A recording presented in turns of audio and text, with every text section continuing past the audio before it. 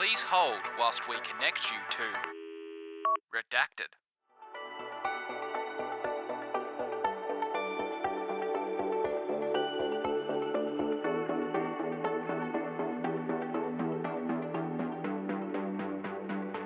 This is Lucy Bishop. And this is Fraser Greenfield. This is Lauryn Menard. And this is Bailey Mishler. And you're listening to Redacted. Today we are joined by Lauryn and Bailey from PROWL. PROWL is a dynamic and forward-thinking research and design studio that has been challenging the status quo in design and materials since 2021. Based out of San Francisco, California, USA, the team at PROWL has been making vital steps to ensure products aren't doing less bad, but the most good. Could you guys give us an elevator pitch on who PROWL is in 100 words or less? PROWL is an industrial design and research studio creating new solutions for people and the planet by employing materials, processes, technology more responsibly. Our goal as a studio is to reorient the world of industrial design to achieve a regenerative future. And a mantra we live and breathe by is we begin with the end, which really encapsulates this holistic, thoughtful approach that we take to all of our work.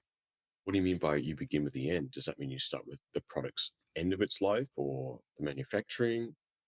Essentially, when we started our studio, we knew that we wanted to do so with the lens towards responsible design, really hone in on what that means. We figured that we had to look at the inevitable end that every industrial designer doesn't want to think about. But whenever our product that we design ends up being no longer relevant and obsolete or broken or whatever its end may look like, we needed to look at that as inspiration for doing better, because that's the place where most of the time products do the most bad, which is when they're done with, they just go to landfill, they leach chemicals, and they just harm people and planet for the rest of their existence, which sometimes is 500 years. So what we do is we start a design process by being inspired by that moment and how we can improve upon that, along with the life that it lives when it's relevant and useful. Did that come from a personal experience where you saw something you designed that was abandoned, or before then? I think we both had interesting observations throughout our careers that led to this. For me personally, while I'm really proud of my career prior to PROWL, it definitely had me witnessing so much waste, just like dumpsters full of unwanted product, prototypes, samples, etc., that just had me questioning if this was it and that there had to be a better way and a better purpose for what I was putting my time towards. Would you say that you're looking to change the dynamic that real designers pollute? What we're saying is that designers have a responsibility to think about that portion of a life cycle. And you can't just think about the beautiful, sexy beginning. You have to think about the end. Because I do know that there was this mantra that real designers ship, and someone once told me that real designers pollute. There's nothing you can do to get around that. You can just minimize how real you are in that. We're creating future archaeology. I hate that so much. There's just so much baked in there that's such a God complex, an ego. I don't know if they were saying this with a sense of ego. It's definitely more of a sense of macabre responsibility. But maybe winding back a bit, how did you guys first discover your field? For me, I definitely was interested in the arts pretty much my whole life. I mean, what I thought I was going to do meandered, as I think it often does as you're growing up. And I chose to go to school at the Cleveland Institute of Art in Ohio, thinking I was going to pursue something like illustration or advertising, still in applied arts, but I really didn't even know what industrial design was until I got to school and it was offered as a program. And I got to taste test it with an elective class where you got to experience a major you thought you wanted to go into before you went into it. And it was in that I really learned first and foremost what it was and really fell in love with the problem solving, methodical approach to the discipline that I'd never really seen in any other art or creative field up until that point. There was this structure and measurable outcome to what you were doing. Was there a magical key moment where you realized this is for you? Or an object you saw and you were just like, yes. I wouldn't say it was an object. My desire to put my skills towards something bigger than me was baked into this exact moment as well, even though my career wasn't fully exercising it until PROWL. But one of the projects we were asked to do in that elective was to think about a post tragedy set. Imagine you had to evacuate your home for some reason. What are some things that you might have readily available for you to survive that first week? A grab bag of sorts. Thinking through all these objects and problem solving through this extreme scenario you could find yourself in. It was through that process alone that I was like, oh man, this is it for me. And of course, that's now taken a different shape through our practice at PROWL. But I think seeing how you could have an impact on a situation or a person through design itself, all those things coming together in that moment was really the genesis for me. That's such an interesting way to introduce industrial design to people as well. Like, I've never heard that type of first day at the class situation. It wasn't just like doing some hot sketches of shoes or something, which is also really great and awesome. But that was not my intro, which maybe is just such kudos to my education and the people who ran my program. Absolutely. I feel like it really highlights the part of industrial design that people don't talk a lot about, which is almost every object is a remix of something that's come before it, contextualized in a new way to make it more useful or new features or maybe more sustainable. Is there a teacher that you wanted to give a shout out to? All of them. That is the most Bailey answer of all time. Your university experience must have been a bit different to mine. Well, when I think about my building within the program once I was in it, I think there were two professors that really, really stand out to me. One was head of the department, Dan Cafaro, who through every year he was really leading a lot of the curriculum and building a lot of the philosophies that I carry with me to date. And the other who was really instrumental in jumpstarting my career at large was Doug Page. He was someone who innately had a real deep love of the outdoors and really thinking holistically about the problems you were solving. And he's the one who introed me to Robert Arco. He goes by Bob, who became a real mentor of mine through school. And he was a former creative director at Coalesce, which is where Lauren and I met and what initiated my career in furniture, which is something else I really fell in love with in school. What about you, Lauren? How did you discover industrial design? This is very telling of our personalities. We call ourselves this T-shaped partnership, which is maybe a term you have or have not heard, but Bailey's gone the very deep route. She found industrial design, knew that was right, and committed her life to it.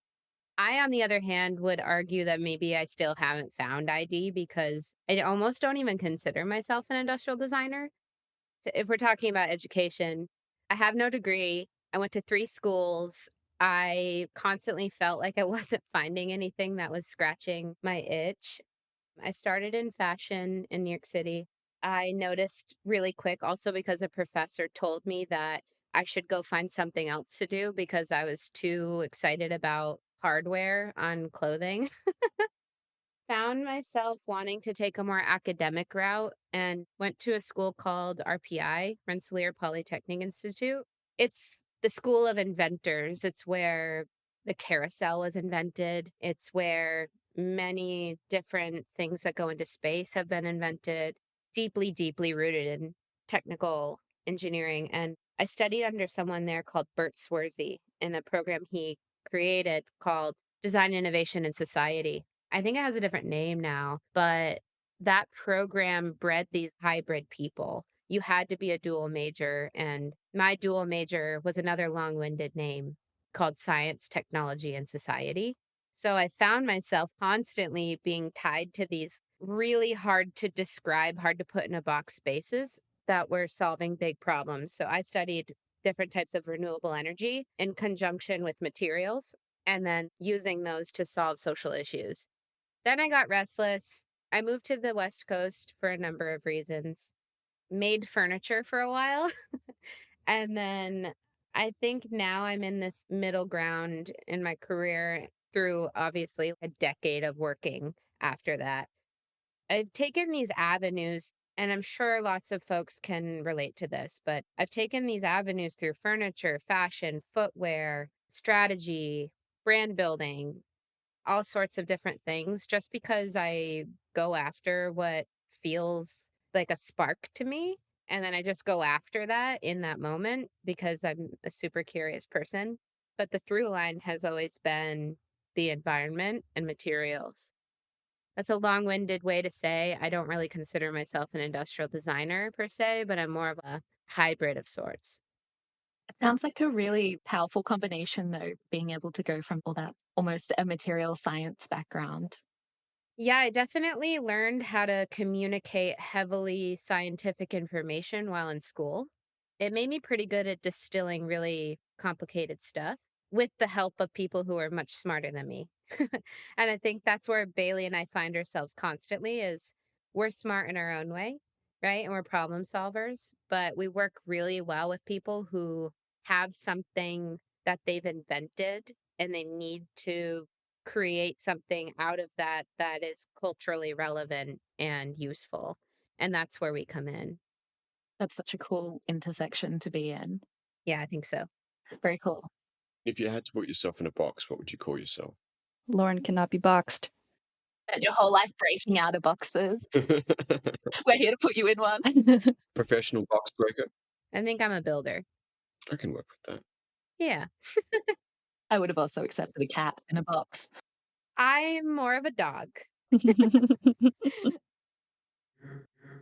Redacted. Hey everyone, this episode is sponsored by PCBWay, the go-to destination for printed circuit board prototyping, low volume production, and PCB assembly. If your team's working on electronics and you're in need of prototype PCBs, I can't recommend PCBWay enough. You can get a quote instantly, even if your circuit board schematics aren't finished yet. They can also help you with injection molded, 3D printed sheet metal, and vacuum cast prototypes. PCBWay is the circuit board prototyper of choice for companies like Samsung, Siemens, Honeywell, Tesla, and Apple. But you don't have to be a big company to use their services. I've personally used their service to instantly get quotes to have prototype PCBs delivered in a timely manner. On top of that, PCBWay is so excited to be working with us. They're offering a special discount just for our listeners. When you get a quote from PCBWay, be sure to use the promo code REDACTED for a special discount on us. You can find PCBWay in our episode description or go to pcbway.com. Redacted. How did you decide you wanted to start your own studio, and what did the process look like? Since we met when we both were working for Coalesce, the furniture brand I mentioned earlier, that's really where our friendship and our professional journey started. And we stayed in touch over our 10 plus years in the field and always him-awed about, the what ifs and one days of founding something together. But it really didn't start taking shape of what it now is until much later, which Lauren really jump-started. And so I'm going to let her speak to that. Pre-PROWL, I had maybe 5 stints at companies that were all 18 months long. And it was a matter of me going into companies, starting these internal brands or a satellite studio, or I was always building a new portion of the business and building a team around that. So I worked for a creative studio out of Vienna, starting their California studio here. I worked for a furniture company and manufacturer based in Los Angeles, starting their Bay Area studio. And then right before starting PROWL, I was working at a high-end, really wild, handmade custom concrete company. The owner, they were actually a client of mine, and the owner knew that I wanted to start my own business. I actually told him that I was going to be leaving the client relationship to start a business. And I described to him what that would look like. During this whole time, Bailey and I were talking about it as a partnership. She had to get married first, so she did that. Yeah, I had some life stuff to get through before this.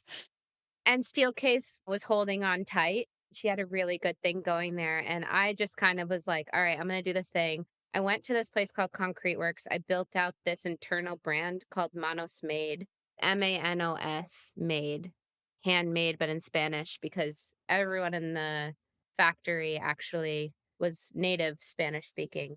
It was all about the handcraft of really beautiful physical products. Built the team around that.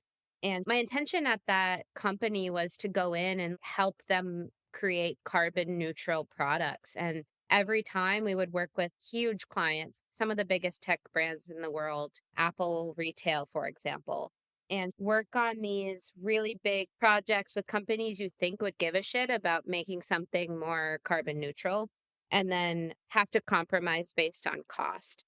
It wasn't really the company's fault, it was just a number of variables, and Bailey and I both recognized that if we wanted to dedicate our lives to something more responsible, that we would have a greater effect on the world if we did so from the outside as consultants and the experts coming in than trying to fight that fight from inside.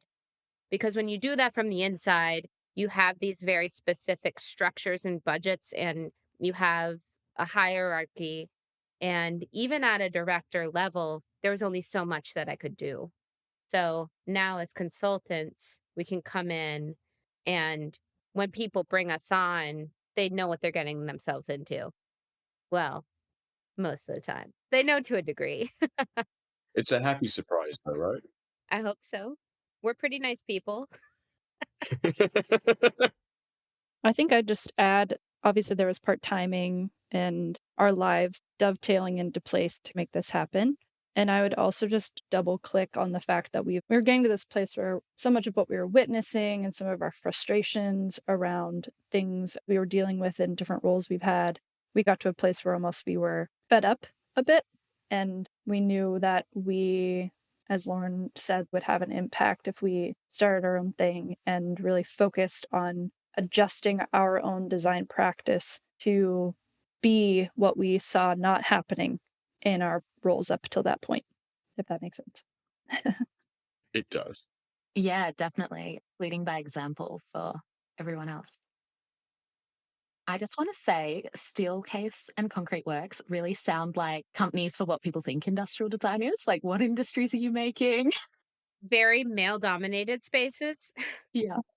Chalk and cheese for like where you've ended up. Uh-huh. That's a really interesting observation. No one's ever really brought that up before, but it's so true of their brand and how much maybe material, though. What I noticed there is how much materials kind of carried through with us. Both of these brand names have material right in it that definitely left some lasting impression on us. And really industrial material. Mm-hmm. Mm-hmm. Yeah, that was my first time working for a factory and really being on the factory floor during COVID even, which was really wild. When you made this transition from your time at Concrete Works and Steelcase, what was your strategy in those early days? Our strategy was to react to people we were talking to and get our messaging right. We thought that we could meet clients who had climate goals and climate pledges and these lofty ideas that they were trying to tackle, right? And come in and address it through product design. But what ended up happening was for some reason we kept having conversations with people and they wanted to start way upstream. They wanted us to help them build their strategy for their climate goals and how they were going to talk about that. So not only did we stretch our offering from the beginning of we thought we would just be, ID and then focus on furniture and focus on this niche little box, again, a box. Clearly, we can't be put in boxes because that has now been stretched. And I'm like doing this viscerally with my hands right now. Imagining you as like a jack in a box just bursting out. And recognizing that, one, we're expert storytellers and hadn't really recognized that about ourselves until people started asking for it more because of the way that we educate through PROWL. And two, discovered that folks needed a little bit more support in going after those goals.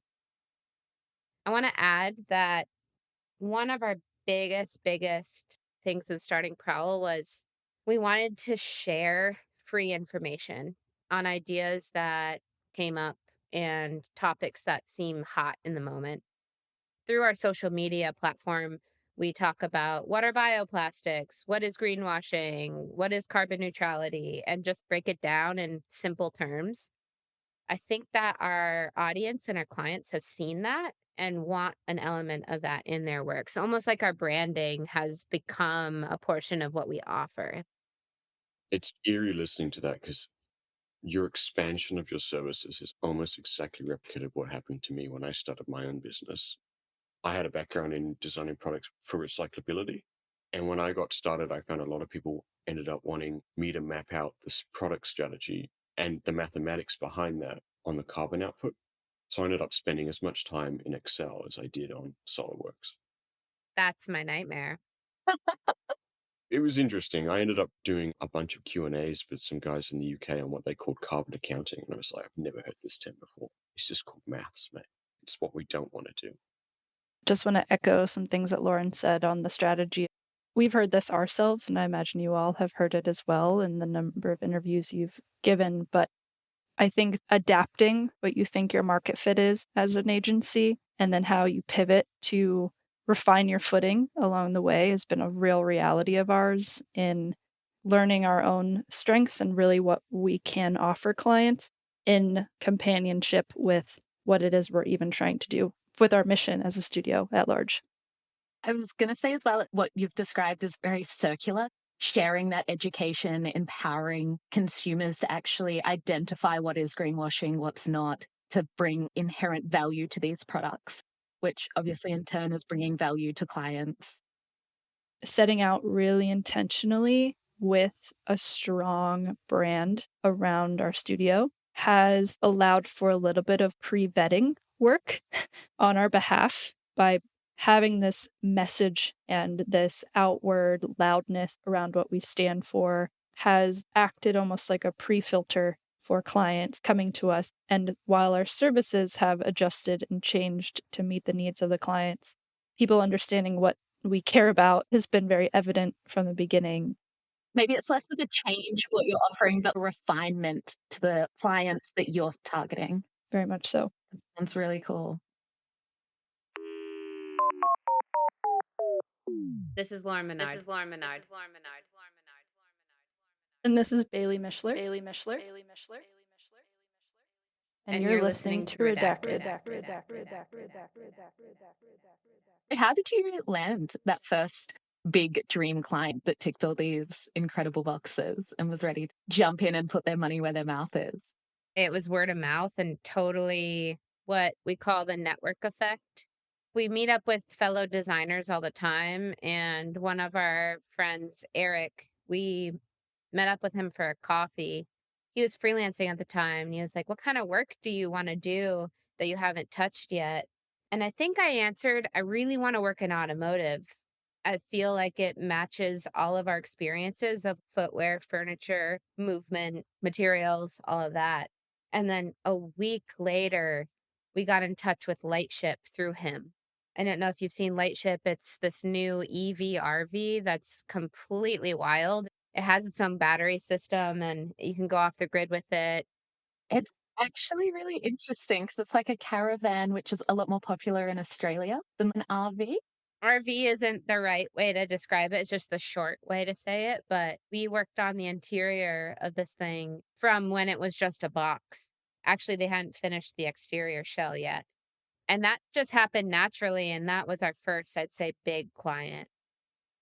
I mean, it's eerie looking at it because my work is literally sitting in the bathroom. Bathroom's my favorite part. That little thing in the corner that haunts me like a ghost everywhere I go. I know exactly what that is, and I designed it. Great. It's following me like a ghost everywhere. It's the little thing that makes every project look a little more high end. There you go. You're like the seasoning on top. When I did that bottle, and for people listening, it's a bottle for a very specific cosmetic brand, lifestyle brand. The client had specifically added one line into the brief, and it was a very brief brief. They wanted to be able to tell whether it was a render or a photograph. So there is a little feature in there that if you know, you know, and you can immediately pick out if it's a render or a photograph. All right. Challenge accepted. All right. I will promise a prize to someone who can email in and tell me what it is. DM us on Instagram if you know the answer, and we'll give you a voucher to something.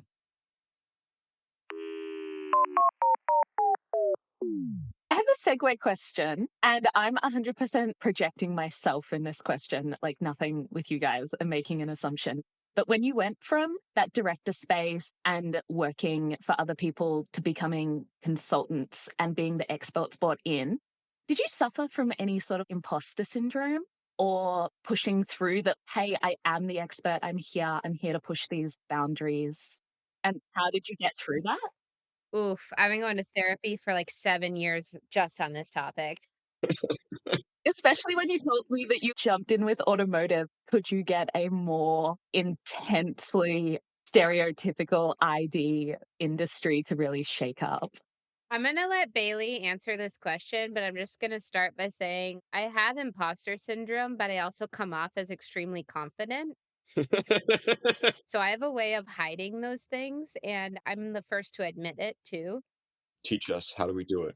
I really like getting put in those arenas where I know nothing because I'm also an athlete and I feel like I like the challenge. It's almost like a drug. You thrive off the adrenaline of the pressure. I do indeed. But I want Bailey to give a much more interesting, thoughtful answer because she will, as always. I think huge imposter syndrome of, for me, my journey has been jumping from so much in-house pushing to now being hired, and there's so much expectation built around that hired role. But I think something I've learned a lot in these last 2 years is that it's not a perfect science, and not every day shakes out this way, but I've been learning and accepting or celebrating even that vulnerability can be a strength. It's so much baked into how we operate, even as a studio. And maybe we don't articulate it this way very often, but there's so much expectation put on you as a designer, whether you've gone through formal education processes or not, that you have to know it all. When I think about even in school, where you had to know everything from the material science to the engineering to how it would be manufactured to every program that you need to use to execute it for the project. Sometimes you don't know all those things. And in the real world, you're not expected to do every single part. So I think that admitting that you don't know has played in our advantage. Even as our name, our studio name alludes to, we are hunting for answers. We are hunting for better. We are just as much on this journey for ourselves as we are with our clients. And so getting to the point where you're okay asking for help and bringing in experts and bringing in collaborators only makes it entirely better. And you learn so much more and faster by doing that. I gather you have a lot of client meetings where you have to say, we don't know, but we will find out. In the space that you guys work with, this cutting edge materiality of things, it must be pretty common for people to be like, wow, we've never seen this before. We're not sure. Let us work it out. Mm-hmm. Mm-hmm. Surely that's the attitude that these founders and companies are really searching for. You know what's funny? This could be seen as an insult really quickly. Some of our clients will say, we're hiring you for your fresh perspective. You could unpack that in a bad way and say, oh, that means that we know nothing. You know, if you were cynical and wanting to see it that way. But truly, I believe that it's because Bailey and I live and breathe this curiosity and are willing to turn over rocks that we're not sure what's underneath it. And I think it just shows and kind of oozes from our pores. When people meet us, it becomes pretty obvious that we're really interested in what their problems are.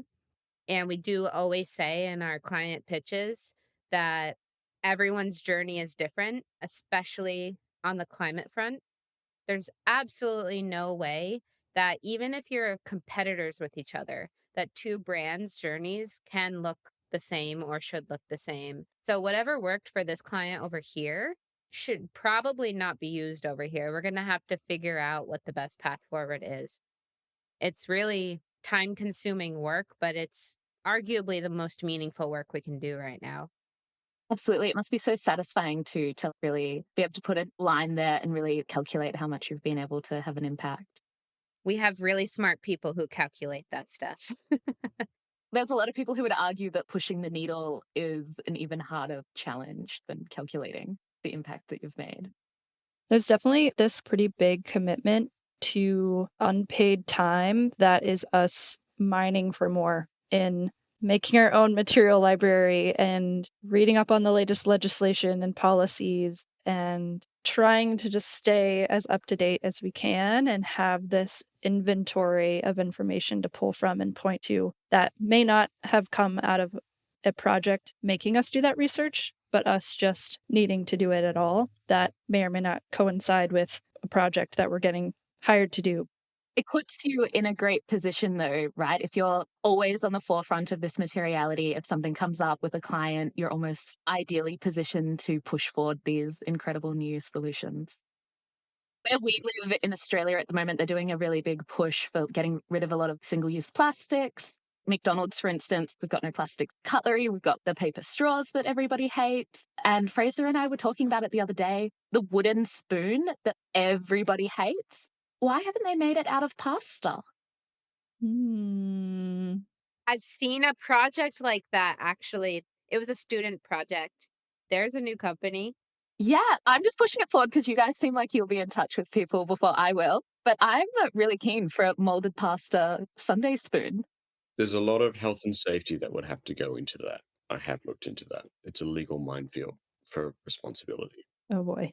It'd be a fun experience eating soup with a pasta spoon, though, because it would get really gooey as time went on. It'd be like trying to pick up things with sausage fingers. I feel like that's why it's perfect for the Sunday. It's just going to stay nice and cold. The texture of dry pasta is fine on my tongue. I'm into it. Yeah, if anyone else is listening, please take it, run. Please don't.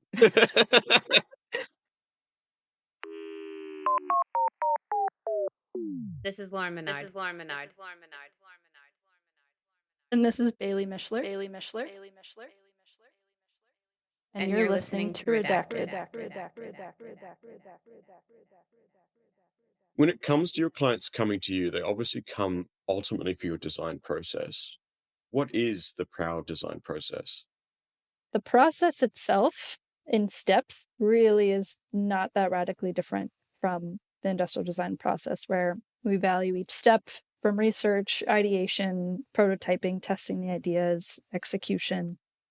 I'll also just add, I think the reason why Bailey and I work so well together is because we're completely opposites in process and in the way our brains function. I'm super messy in my design process. It makes no sense to anyone but me.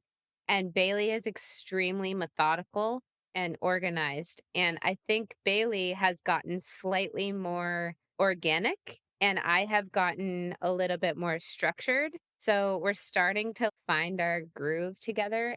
I had a lot of shame about my messiness in my process when we first started working together. And now I'm just harnessing it. I think what makes us different is that we have created these 5 design principles that we live and breathe by that gets applied to the method in which we execute the project. They're all incredibly important, but 2 I'll mention are that materials are at the center of everything that we work on. Everything that is ever created is just what it's made of at the end of the day. So materials play such an integral role in what we make. And then clearly this whole conversation is us really hammering on the collaboration side and pulling in experts for any number of things, from material scientists to life cycle analysis folks, certification experts, to help be stronger in solving all of these pretty macro issues. Really interesting when everyone talks about their process because everyone is very similar. They're like, we go through these same stages. They all say it's the same, and then you get into the nitty-gritty and it's very different. It's almost like everybody's lived experience and all that curiosity that you collect is the training data that the ideas are all pushed forward from. Well, I'll just add, I think that's why working against principles really works for us so well, is because each research phase we go through might look so different, and how we work through concepts each project might look so different. I mean, sure, there's the exploration and there is some foundation that we work against, but the principles allow us to harness that qualitative side in a way that rigid step 1, step 2, step 3 maybe doesn't allow for in at least our partnership dynamic. It's almost like you're getting the best of both worlds, brains stretching in different directions. Hannah Montana. Hannah Montana. Yeah, best of both worlds. Oh my God. I'm not gonna lie, I was thinking about that when I said it. Would it be possible for you to list out those 5 principles? They're in a magazine that's right next to me. I could read them off from the magazine. Oh, yes, please. I love that. What a flex. Here's what I prepared earlier. They're written in Damn Magazine, issue 85, which is pretty fun. They did the whole feature on our studio. Number 1, we give equal weight to design and its regeneration. They are symbiotic and inseparable. Number 2, we place materials at the center of development. A product's journey from beginning to end is distilled to its material composition. Number 3, we expect more, and we need to expect more from sustainable design. It's a potent way to fortify utility, enrich performance, and protect the future. Number 4, we measure success by practicality. Effective regenerative design is inherently useful, durable, and therefore valuable. And number 5, we collaborate to be stronger together. Strategic partnerships increase our capacity to create a regenerative future. Going from 1 to 5, our first principle is we give equal weight to design and its regeneration. We see them as symbiotic and inseparable. Number 2 is that we place materials at the center of development, which Bailey just mentioned. A product's journey from beginning to end is distilled to its material composition. And that's where we really dive deep into that begin with the end mentality. Our third is that we need to expect more from sustainable design. It's a potent way to fortify utility, enrich performance, and protect the future. What that means is that if we want to build a regenerative future, people's expectations of products aren't going to change, right? Our things work really well in our current world. But they don't work really well. Isn't that the truth? It's all falling apart. On a surface level where people see it, it's working well, but behind the scenes, it's just shambles. The reason for this specific principle for us is we want to challenge that. Why should we expect that something good for the planet should just fall apart? I love that. It's a great product. It just happens to be good for the planet as well. Exactly. Certainly there is a lot of R&D that may take more time to develop to perform to that expectation, but we want to push that each and every time and not force our clients to have to compromise or the end user to have to compromise just because they're making a better choice for the planet. Yeah, the conundrum here is it can't fall apart on people before they're done using it. Sure, there are certain things that came to market really early on in this environmental revolution that didn't function properly, right? Everyone knows the paper straw example, but it's a bad example because there are examples out there that are new and innovative that actually do last, and they last as long as they need to, which is key. Our fourth principle is that we measure success by practicality. Effective regenerative design is inherently useful, durable, and therefore valuable.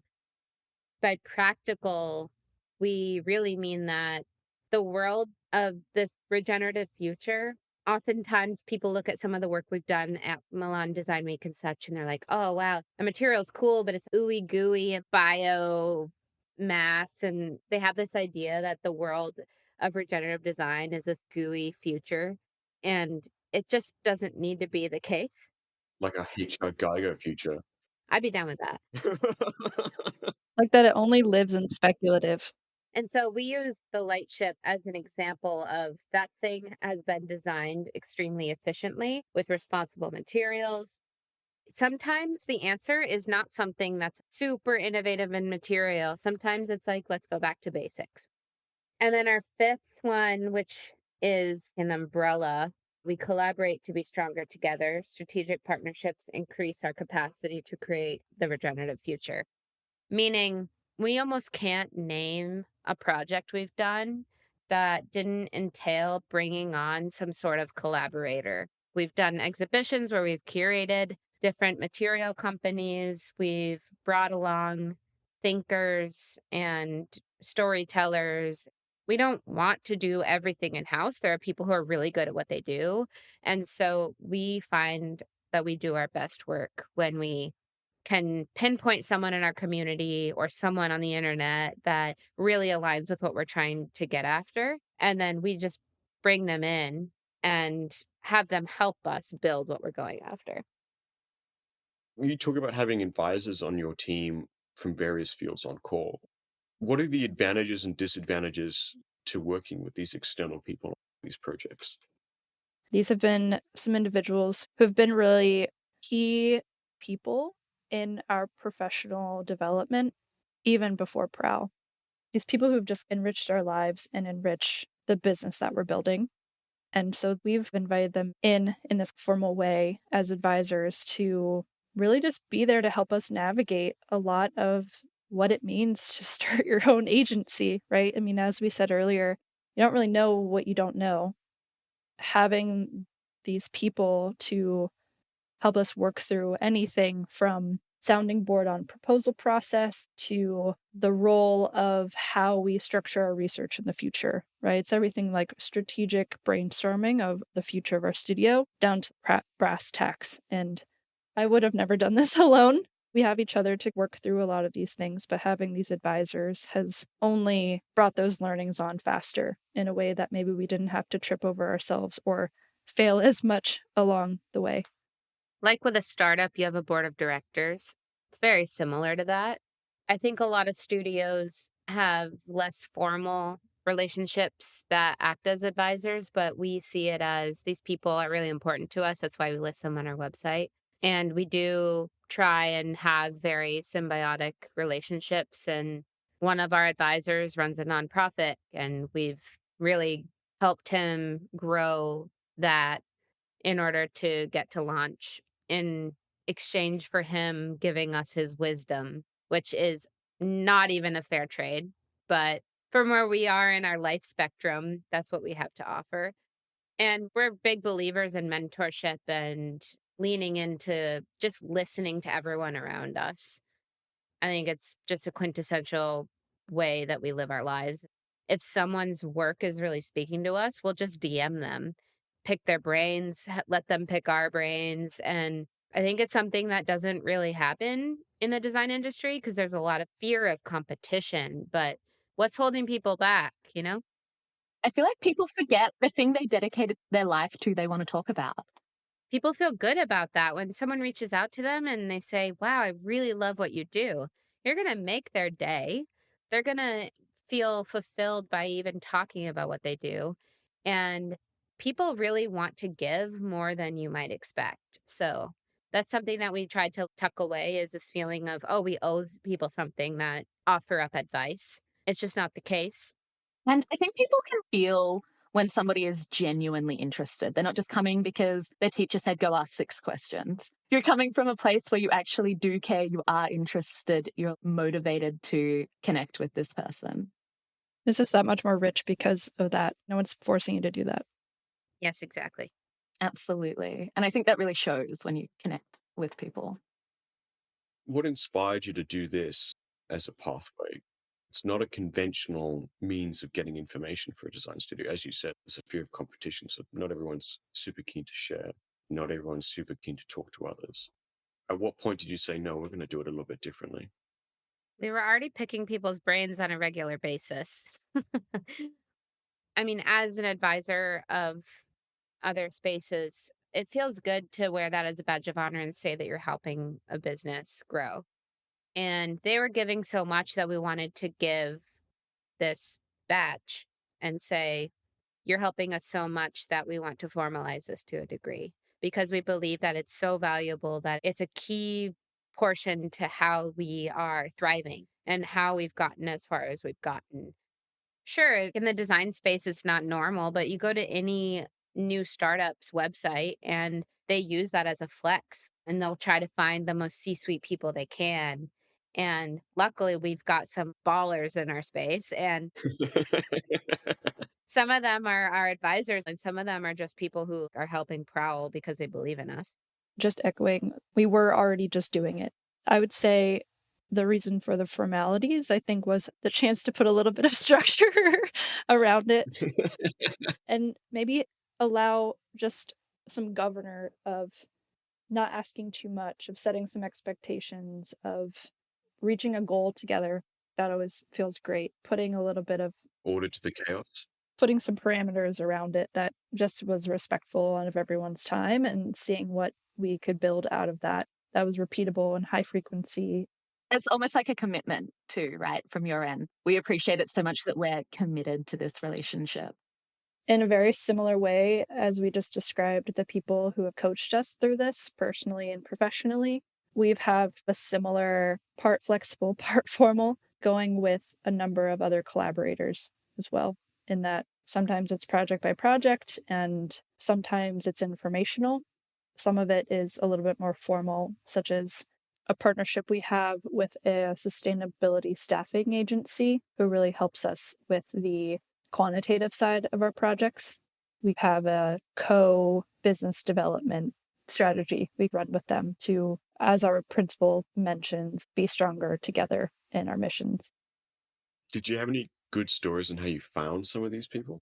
Word of mouth, and oh, Bailey's laughing. When Bailey's laughing when a question like that is asked, the answer usually is LinkedIn. That wasn't where I thought it was going. Lauren is the most power user I know. I'm so excited to connect Lauren. Honestly, it's a really underutilized tool for startup businesses and designers, and Lauren's figured it out. She's cracked the code. I haven't. There are people that are way, way, way higher on the food chain than I am. There are people with 30,000 followers on LinkedIn, but I'm just a loud person. And when I'm pissed off about something or when I'm really stoked about something, I'll post about it because I feel like it helps form your voice in a way that Instagram doesn't. And it hits your professional sphere. And I will say, I've met some of my best friends on LinkedIn just because I love what they do. I see their resume and I'm like, oh, damn, like they've worked at all those places. That's so cool. Let's have coffee. 6 months later, we're cooking dinner together in my kitchen. Anything can happen. It's a social network. And it just so happens that the connection point is work. And as a creative, work bleeds into your life in every way possible. Of course, there's the side of LinkedIn that's like, oh, I'm so proud of, right? There's always that. Someone will only post when they have a new job, or C-suite person will say, I'm so proud of the team. That's a very common thing. But I like when people get on there and they're like flagging something horrible that's happening in the product world, or having a really important discourse about a new material or something like that. Honestly, some of our best material partners we've also found on LinkedIn. It sounds like I really need to update my headshots. The picture doesn't matter, it's the content. Okay, all right, I'll take your word for it. Do you have any LinkedIn role models that you look up to then? No. That's the right answer. I love it. This is Lauryn Menard. And this is Bailey Mishler. And you're listening to Redacted. Do you see any unique challenges or advantages that female designers might have in the industry? We are at a constant battle with ourselves on how much to promote or not mention our female leadership role and female identity in this field, because in some ways it's worked in our favor for those after certain goals they might have as certain clients, but it's obvious that we stand out because it's so rare, and that's a bummer, and we don't really want to perpetuate the rarity and novelty of it if that were to be a detriment to the growth of it just being more equal and ubiquitous. I think that's incredibly well said to begin with. It's a real push and pull from my perspective, which is a really privileged perspective, that I have had a lot of opportunity by being female, but that in my experience doesn't feel fair, where I know in other places people really get discriminated against. So that advantage is so important. So it's a really tricky one. Totally agree. I mean, I just did a little bit of refreshed statistic research on the demographics, and It's grown in the last 10 years, but in the United States, at least, 18% of the industrial design field specifically is female. This is maybe a touch of a tangent, but whenever I got to university, I remember my first walk through the industrial design department and just being like, whoa, this is so macho, such masculine energy. The first feeling of being in it didn't feel so welcoming, but I was so lucky, despite having fallen in love with it and entering the program, I was really, really lucky to have a class that was more female than male. Did it give you more sense of belonging? Definitely. Yeah, I feel like I wasn't as burdened emotionally by the gender divide in the industry, a lot because of that. But that's not to say I haven't seen, heard, felt myself discrimination, but I think that did help shape some of my outlook, which I'm thankful for. It's going to sound really bizarre, but the whole time I was at university, I didn't really understand there was such a gap between the representation. I went to quite a progressive design school where I think they actually aim for a 50-50 quota. So when you say you had a female dominated class and that was a rarity, I couldn't tell you if any of my classes were male dominated or female dominated. But there's still a huge gap between employability. I would struggle to name a handful of female people that I went to university with that have gone on to work within product specific design. Quite a few user experience, service design, but product wise, very, very few. I'm going to share a story because I've had some pretty hellish experiences and I didn't really realize how bad they were until I was out of it. I've only had terrible bosses. I'm just going to go ahead and say that. But I feel as though a lot of male leadership doesn't understand or they're fearful on how to manage female designers because they're different, right? Some might say more detail oriented. Also, I think there's also this thought and feeling that female designers or femme identifying designers will bring a more feminine aesthetic. And a lot of places don't want that. But there was this one experience I had that told me all of the information that I needed. I was interviewing in the Bay Area, going from a contract position, working at Specialized Bikes, Adobe, and a few other places at the time. And I was like, you know what? I'm going to try this agency thing. So I interviewed at this place and I showed up and it was a boardroom of all men in this glass room. Everything was black. I mean, I love black, let's be real, but very, very stark, concrete black space. I presented my work. The interview went extraordinarily well. And then as I was walking out, pretty much felt like I had the job and that they'd be in touch the next day with next steps. They gave me this swag bag as I left. I get into my car and then I crack open this bag and I see a pin and some other things. And then I see this garment and it's pink. And I pull it out and it's a logo t shirt of the studio. And it just doesn't keep coming. It's literally a belly shirt. I had been given a swag bag from an industrial design studio that had a pink crop top in it. Do I look like I want to wear a crop top? Even if I did, are you kidding me? That was not that long ago, and that was still happening. That could have made me super cynical, right? That could have sent me in a direction where a lot of women leave industrial design because it's so unwelcoming. But actually, what it did is it showed me that there's so much work to be done. And I know that I have a pretty strong backbone from a lifetime of sports. I see things as challenges.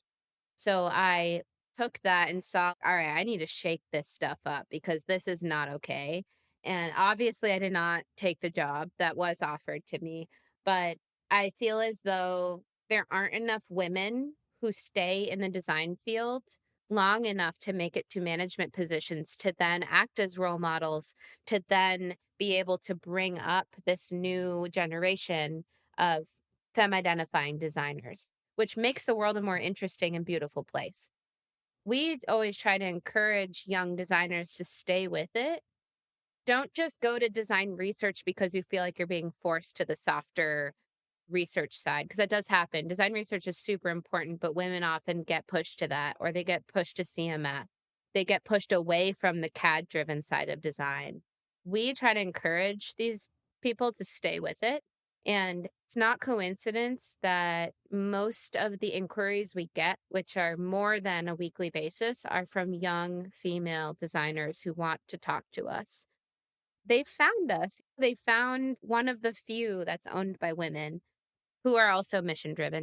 It's so hard to tell because it could have gone either way, but it feels like it was almost a missed opportunity. Maybe that board of males were actually trying to welcome you, but there was this disconnect between what was actually a valuable welcome, what you expected and what you wanted, and how you wanted to feel in that team. And I'm putting words in your mouth, but maybe not tokenized.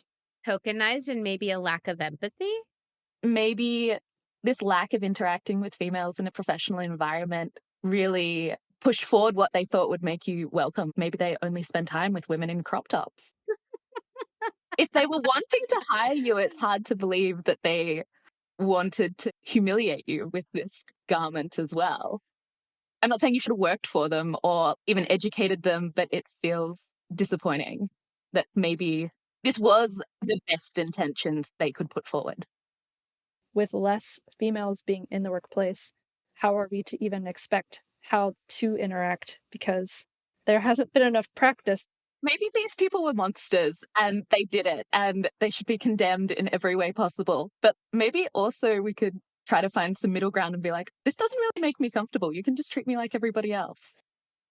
Maybe on a more positive note, would you say that there's strengths that the average woman can play to, like a comparative advantage when it comes? I really wish that when people interviewed you with the mindset of hopefully diversifying their team, they could actually identify the skills that they're expecting this diversity to bring so that they can champion that in the interview. So you feel like you've actually earned the job. You haven't taken a diversified job. Because I would say that's the biggest thing for me. I don't want to hear I got a job because I was a female or I had a favor given to me. I want to feel like I have a voice that's actually respected, not just because how I identify. You don't want to be the office accessory. No, I have no issue in being in a minority situation where maybe I'm the only female or I'm one of a couple. Obviously, it'd be great if there were more, but that's not going to make me uncomfortable. What's going to make me uncomfortable is not feeling valued for what I bring because nobody can identify that when they hire me other than surface level reasons. That right there is exactly why Bailey and I struggle with how much do we play up us being a female owned studio or not. It's a catch-22. You want your work to be valued on its own merits. Yes, yes. We're proud, obviously, but also just to note this whole time we've been talking about females, but just think about how few women of color there are in the design industry. They're hard to find, probably because there's that term, you can't be what you can't see. If you don't have role models that look like you or that you can see parts of yourself in, it's a bit difficult to work towards that.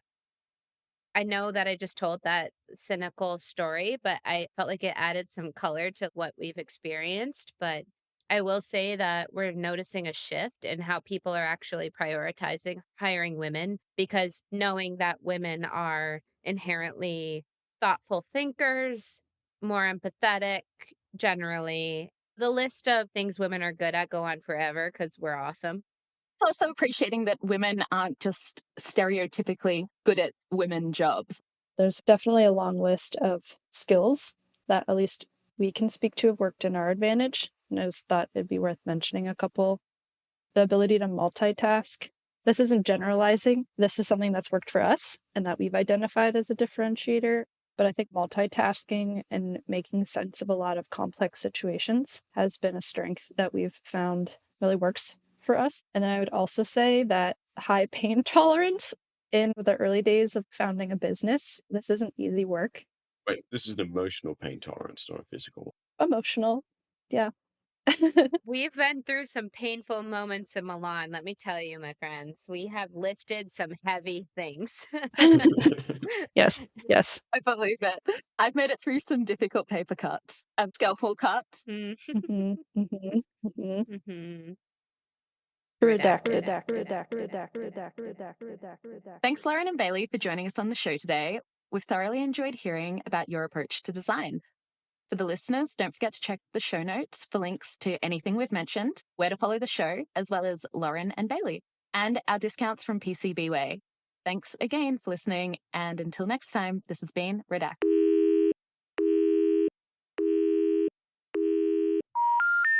The number you have dialed has not been recognized. Please check and try again. The number you have dialed has been Redacted.